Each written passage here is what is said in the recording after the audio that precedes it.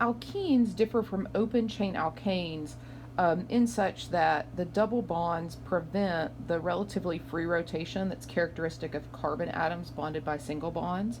So if you remember back in chapter 11, we could take a carbon atom that was attached by a single bond and rotate it. Here, the double bond prevents that free rotation. And so, because there's no free rotation, we end up with isomers. These are called cis-trans isomers. We've seen these before with the cycloalkanes. And so, cis isomers are just going to have similar or identical groups on the same side of the double bond. So, they have identical groups on the same side of the double bond. Now, they just have to have, this is kind of a poor example, but for example, if this had two hydrogens here and a CH3, CH2 here and a CH3, it would still be cis. So let me draw that out. So for example,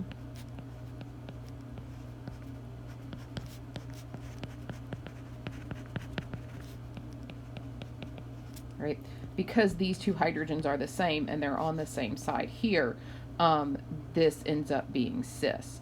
These naturally give a U shape in bigger molecules. So we can see that as a U shape. Then we can also have trans isomers, and these have identical groups on opposite sides of the double bond.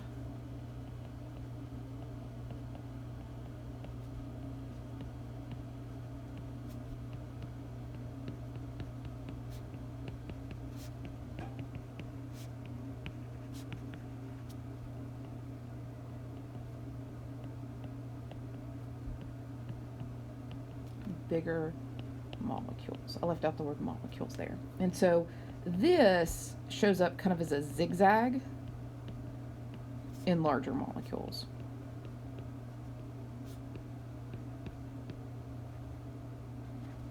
So, for example, we can see here where trans, those two groups here are on opposite sides. So when we look at this and we're trying to figure out, basically we're taking and we're cutting it here, right? And so we're cutting the double bond in half and we're looking at just one side here to see if these are the same or different. And then we're seeing if these are the same or different. So one side here at a time and then one side here at a time. And so you cut down the double bond that way. So let's do an example. Let's say this example is determine which of the following molecules can exhibit geometric isomerization and draw structural formulas to illustrate your conclusions. So if we start here with A, okay, and we start drawing the double bond. So we're going to draw the double bond first. And then we need to attach the things that are attached to each carbon. So for example, if I look at this carbon right here, I'm going to make it that carbon there. And attached to that carbon is a chlorine and a hydrogen. So I'm going to come over here and I'm going to put the chlorine here and a hydrogen here. Then I'm going to go and I'm going to look at this carbon here and see what's attached. And to that carbon, there's another hydrogen and a chlorine. And so I'm going to put the hydrogen here and a chlorine here. Now, and I want to show you that's the blue one. So now at this stage, what I'm going to do is I'm going to come in here and I'm going to half this molecule using a different color. Let's use yellow. I'm going to half this molecule this way. And I'm going to evaluate these two. I'm going to say, okay, those two things are different. One's a hydrogen and one's a chlorine. And then these two up here are different as well. And so I can switch to atoms and also make, so I'm just going to switch the hydrogen and the chlorine here.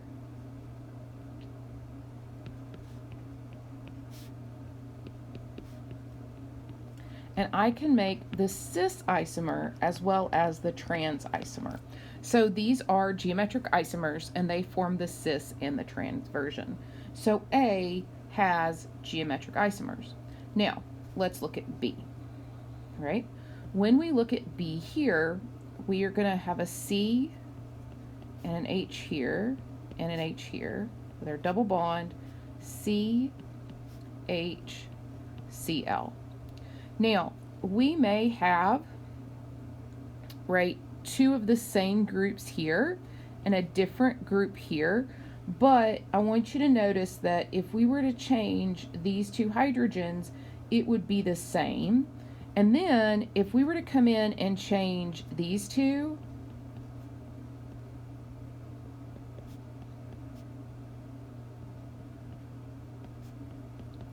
you still have a group where their two hydrogens are on the same side. So these here are the same molecule.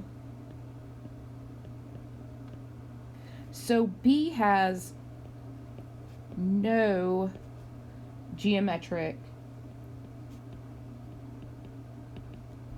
isomers. Okay. So then let's look at C. When we look at C, again, we're going to start with a double bond, C double bond C, and on this double bond there's an H and a Cl, and it doesn't matter where you start, and a CH3 here.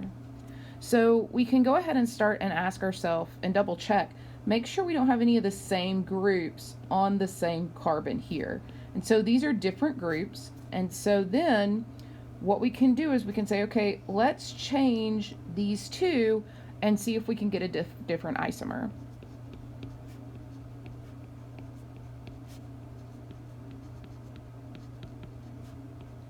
And we can see now that the hydrogens here are on opposite sides, where here the hydrogens were on the same side.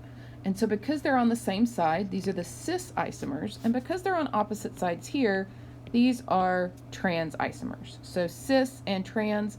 So C then also has geometric isomers. Now, let's look at some of the physical properties of alkenes. When we look at the physical properties of alkenes, I have some common alkenes in this table for you with the structural properties, structural formulas shown here with the IUPAC name. And then you can see the boiling point and the melting point and the density. And what we see is that the boiling point, melting point, and density increase as the number of carbons increase.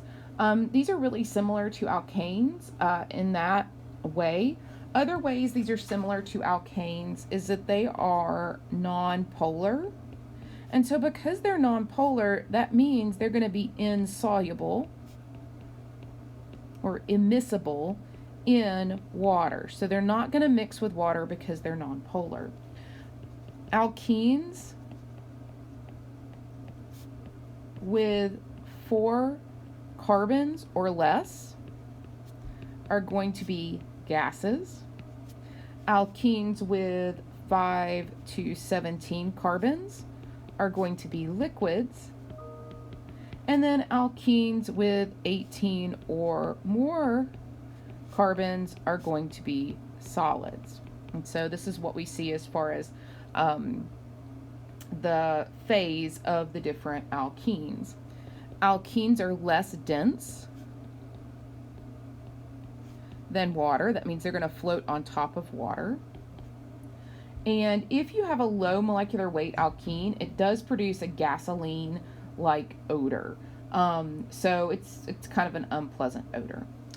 All right, so that concludes our screencast on geometric isomers in alkenes as well as the physical properties. As always, if you have questions, please feel free to stop by my office.